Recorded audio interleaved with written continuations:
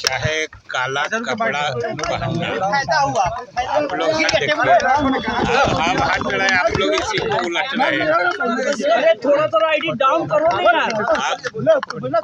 नीचे। आप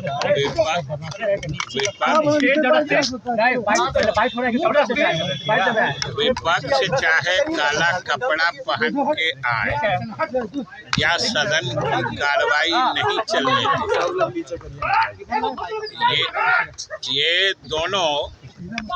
ये दोनों उनके हताशा का द्योतक है कि जैसे काला कपड़ा पहन के आए। ये तो एक तरह से सदन का अपमान है। सदन की नियमावली में लिखा हुआ है कि आम तौर पर सदस्य सदन के मर्यादा के परिधान पहन के आए, इसलिए एक तो उसका कोई अर्थ नहीं है। और ये दोनों चीज जैसे सदन की कार्रवाई नहीं चलने देते हैं, तो ये तो आखिर जनता के हित के मुद्दों का ही नुकसान होता है अगर कार्रवाई चलती। उस सदन में भी आपने देखा कि हम लोगों ने सरकार की तरफ से शासन को आग्रह किया था कि अगर वो लोग कोई बोलना चाहे तो बोले और सरकार की भी सुन लीजिए। वहाँ तो उसके लिए भी तैयार नहीं हुए।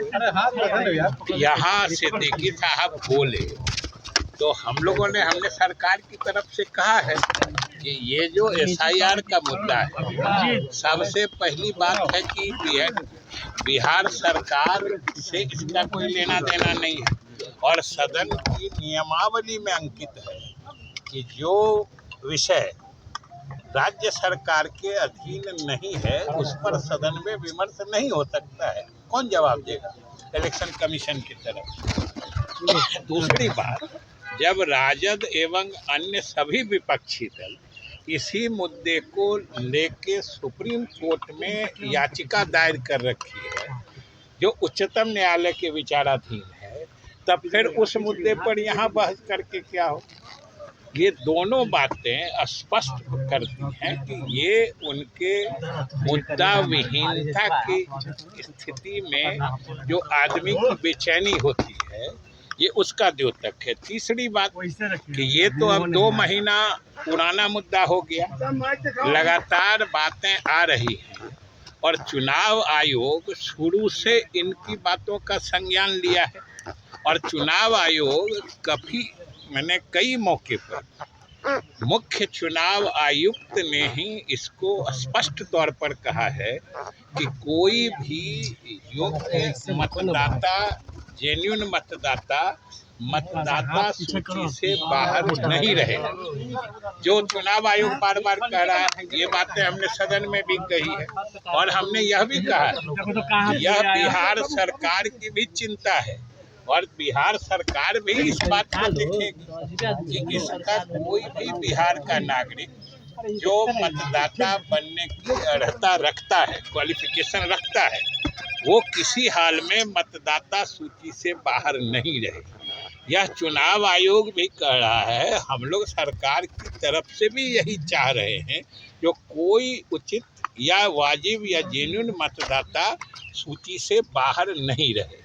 और चुनाव आयोग ने तो यहाँ तक कहा कि कोई छूटते हैं तो बताएं, हम विभिन्न राजनीतिक दलों से पारदर्शिता से विमर्श करके ये जरूर देखें जो कोई छूटेगा नहीं। तब कौन छूट रहा है ये नहीं कह के इसको पूरे प्रक्रिया को रोक दो। और आप सब ने जानते हैं कि अभी कल तक 90% लोगों ने, अब समझिए ये जहाँ के बारे में चिंतित हैं या जहाँ की बात कहते हैं, यही लोग कितना 2 तरह का आचरण करते हैं। अपने लोगों से भड़वा भी रहे हैं। सभी विपक्षी दलों के कार्यकर्ता अपने अपने जगह पर ये सक्रिय हैं जो हम फॉर्म भर के मतदाता बन जाए, और गुमराह किसको कर रहे हैं? ये झूठ मूठ का गरीबों के नाम पर, दलित, महादलित या अल्पसंख्यक के नाम पर सिर्फ अपनी राजनीतिक रोटी सेक रहे हैं ये चाहते हैं कि इनके मतदाता सब चुनाव आयोग के नियम से सूची में चले जाएं और अल्पसंख्यक और गरीब मतदाता जो हैं, दलित, महादलित, अति पिछड़े वर्ग के, उन मतदाताओं को ये बरगला के फॉर्म नहीं भरने दे। आखिर इस तरह के दोहरे आचरण का क्या मतलब हो सकता है? जब हम लोग तो सबको कहते हैं, सरकार लगी हुई है, बिहार सरकार भी चाहती है कोई सही मतदाता नहीं छूटे, तब अभी बीच में ही कौन छूट रहा है इसकी चर्चा नहीं करके पूरी प्रक्रिया रोक दो, ये क्या दर्शाता है?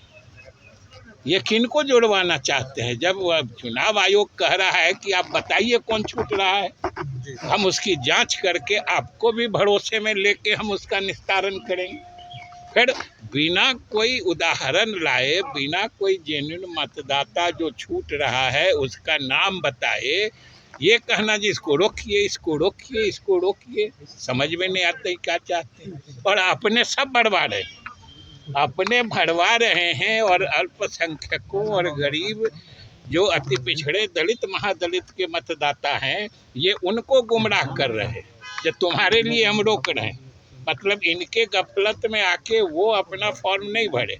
हालांकि उन लोगों ने बता दिया है कि हम आपकी चाल समझ चुके हैं और वो लोग भी अपना सब फॉर्म भर चुके हैं, इसलिए इनकी चाल जनता में फेल कर गई है। तो अब ये आप लोगों के मीडिया के माध्यम से और सदन के माध्यम से अपनी राजनीतिक रोटी सेकना चाहते हैं, जिसमें फिर ये विफल हो। मुख्यमंत्री को उपराष्ट्रपति बनाने की बात हो रही है।